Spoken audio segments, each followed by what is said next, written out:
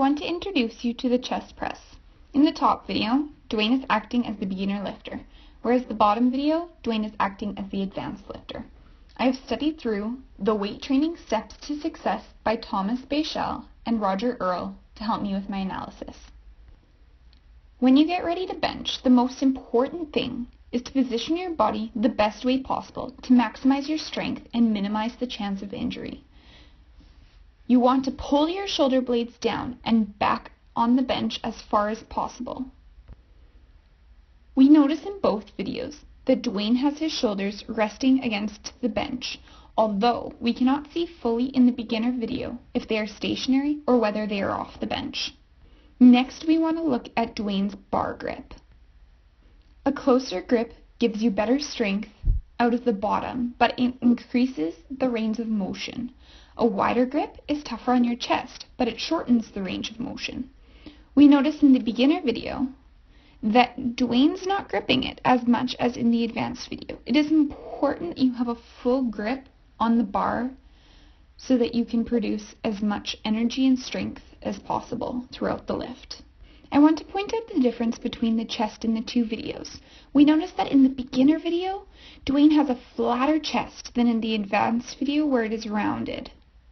There is likely a gap between the bench and Dwayne's back, whereas in the beginner video, it just is fully straight across and flat on the bench. This is important when performing a chest press. The beginner lifter does not have his chest as engaged, therefore he might not benefit as substantially in this lift. Foot position is the next thing I want to focus on. We notice in both videos that Dwayne's feet are in front of the bench, although the beginner lifter has his feet off the ground. We cannot see fully in the advanced video, but by the looks of it,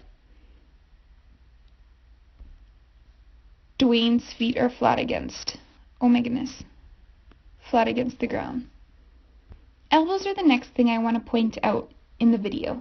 We notice that Dwayne's elbows are more flared out in the beginner video than they are in the advanced video. It is important to ensure that you keep your elbows tucked in and flexed throughout the entire lift. This is something that the instructor should point out to the beginner lifter because over time this can create injury. However, it is hard to get into that habit of keeping your arms flexed. Therefore, the beginner might have to lower his weight in order to ensure that he is fully completing this lift properly. As the lift continues, we notice that Dwayne goes very far down in the beginner video.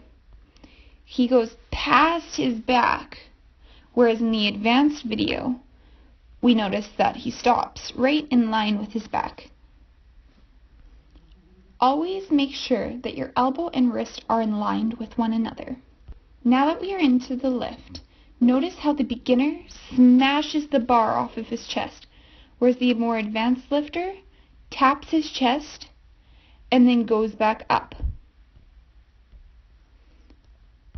Reminding the beginner that smashing the bar off of his chest does not perform the full range of motion might be the first step in allowing the beginner lifter to realize his mistake.